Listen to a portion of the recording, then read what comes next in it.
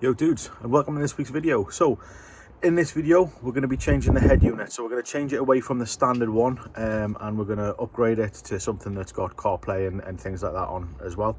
There's also a couple of other things I need to do. So for example, like the standard USB port that comes with the van, I want to make use of that. I don't want it to be like a dead port and then have another port coming out the dashboard. So I want to sort of wire that up so that works still as well with the new head unit. Never done this before. I've read little things online. I'm pretty confident with most of it. There's a couple of bits I'm unsure, for example like the antenna, but I'm sure we'll figure it out as we go. What I'll do now is talk you through what I've bought and then we can start the fitment. So head unit itself, this is the one I've got. I don't know how familiar people are, in all honesty. Unless I'm going to buy one, I don't really look into them at all, so I've got no idea, but I did some searching and this one seemed to be like reviewing quite well for the price point that it came in at. I think it was top and it was also discounted as well, so double win there. CarPlay, I think you've got to plug your phone into the dashboard in order to get it to go, which is fine. I'm not a fan of like wireless stuff when I'm driving anyway. And then yeah, so other features, I think it's got a microphone for phone use as well, things like that. So that's that. Now this van has CAN bus. I think quite a few modern cars do, in all honesty. I wasn't too familiar with it. Last time I changed a head unit was on a Citroen Saxo, so that'll show you how long ago that was. But basically my understanding of a quick read through is it's a unit that controls all the electrical systems in the van, so if anything's going wrong it like logs the codes and things like that. For what needs to be changed. I could be well off. Part of that is it's linked into the ignition system, so if you don't wire the head unit into the ignition system, then you have a battery drain and basically your battery's going to be flat every time you come to use the vehicle. So you can either wire it into the ignition, which I didn't fancy doing, or alternatively there's a box that you can get that turns it off when you turn it off and basically does the same thing. More expensive option, but I've gone for that because I'm not really into cutting into the harnesses and things like that, and in all honesty it scares me. So this is what we've got. So it's got the wiring loom adapter to go from the standard VW electrics into the back of the stereo, and also as part of it it's got the CAN bus box in it as well. So that should sort that problem. I will obviously come back and double check it and let you know how that went, but that should solve all of that issue. That's nice and straightforward. We've got the cage, so this will slide in to this will fit in, then this will slide into this and it'll all lock in place, so that should be nice and straightforward as well. We've got like I said, I want to use the original USB port in the van, so we've got this, so this should enable this to happen. This will plug into the back of there and then go in, and then it'll be this bit here that'll come out with the dashboard. So that should be fairly straightforward to do. This is the one bit I'm not sure about, because when I was looking online, they've got these with the double end and then they've got these with the single end, and it's not really clear if one has an advantage over the other or what they do exactly. So in all honesty, this bit here to do with the antenna, I'm totally lost. If it's an issue I can come back and fix it later. I don't really listen to the radio ever, so if it is an issue, it's not like something that needs to get sorted out today issue.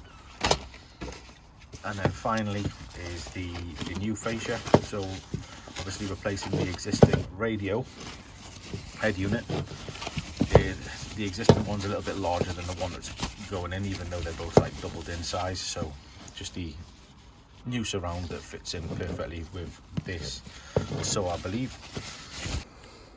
So bit nervous about it because like I said, it was a Citroen Saxo last time I did this, so a lot have changed in the likes of cars, but theoretically it should all be pull out, unplug, push in, plug in, and it should all work. So let's just get to it. So excuse the crumbs, I've just given it a quick dust, but this is the head unit that I'm going to be removing, and then down here is the port that I said I want to keep.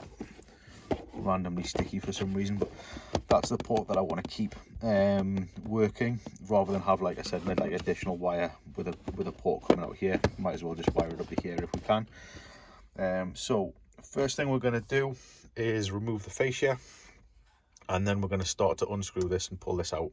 So this bit here should be nice and straightforward and probably the easiest bit of the whole thing. what I need to do is just get in behind this and just pop this out. So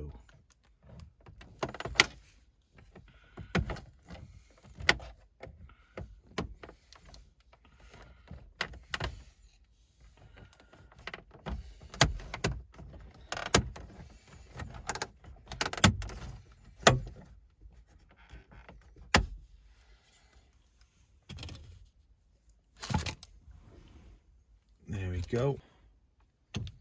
So next on the list is these 4 Torx T15 Torx. So 4 of them. So I'll just quickly get them undone, and then the head unit should be ready to pop out. So nice and quick. So the next step then is to pull this out of there. It should just slide out. And then all the wires at the back we need to unplug. So this first one, I think you need to push a little bit in before you can release it. So where are we? Yep, there we go. So this bit here, you need to push in there before it'll let you lift it up. So it locks into place, push in, pull out, lift up. There you go. And now we'll move down to this here and sorting this wire out. So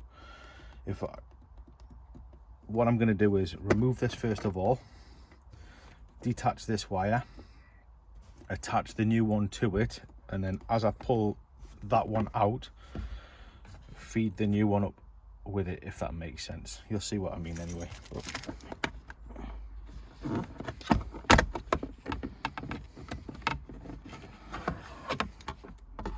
So this is the issue I'm having here. I'm not sure this bit and connecting it to the tray here is going to be possible, because there's no way that this piece here is a replacement for this piece here, and obviously the connections are different and everything like that as well. So it looks like this bit's going to be a fail. Wire the wire around and have it pop out like at the back, and then think about a different way to do it later on, because I don't want like tatty stuff that looks like it's been thrown together. I would rather it just look like it's meant to be there from the factory. So we'll do some experimenting, and then I'll come back and see. It might be that I just sort of throw everything together for a day and then come back to it at a later date, but there's no way that this is, firstly, there's no way that that's coming out without me snapping something or breaking something, and there's no way that this is going into that because it's so different. And I've not even got to the bit that was actually worrying me yet, which is a concern. Right, so this is where I'm at. I've put these in, which is meant to hold the cage from my understanding. It wouldn't just be to hold the head unit, there's literally nothing to go in, it's smooth. So I put these in anyway. I try to put the cage in. The cage is in, but it's not attached to anything. And I know that you've got like clips that you bend round, like these here. You should be able to bend these in to attach to hold it in place, but when it's in, they just don't seem to be like lined up or anything like that. So 2 seconds, I'll put it in and I'll come back and show you. And so this is in now, right? This is in. You'll see this here, there's another one here and there's another one here, and you should be able to fold it over, fold like these bits over to like push in so it's locked in place and it doesn't move. But there's no way to do that because the hole's like here, not here. And so literally if I put this in, it's just gonna, there's no force at all, and it'll just slide out. Well, this is frustrating. So the thing is that's frustrating is I really don't have time to have this stuff happen, and I need every video to work perfectly, essentially. So when I bought all this stuff from said shop, I'd actually sent them an email beforehand saying, I have this kind of van, this is the head unit I've bought, what parts do I need? And so far that's 2 out of 2 parts that I've tried that don't seem to be correct. So that's everything back together. Now hopefully it works.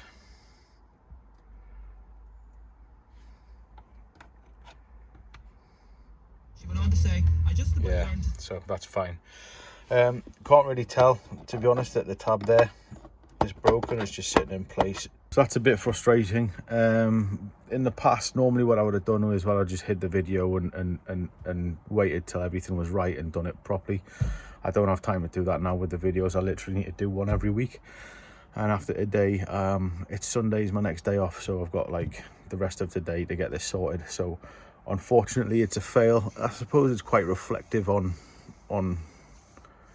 how things are, basically. It's just frustrating because I did actually message the shop that I bought those from beforehand and said, I gave them my registration basically, so they know exactly what kind of van I had. I said exactly what I wanted to do. I told them the head unit I had. They had all the information, and so far 2 out of the things is not worked. So I have a feeling I'm going to be well outside the refund period. But we'll see. We'll speak to them. We'll see if I can get a refund, because I did actually spend quite a bit of money on that stuff. And if I'm outside and they don't do anything, even though they advised me on the wrong things, that's going to be even more frustrating. But anyway, yeah, can't win them all. Anyway, I'll see you next week. I hope you have a good one. See you soon. Bye bye.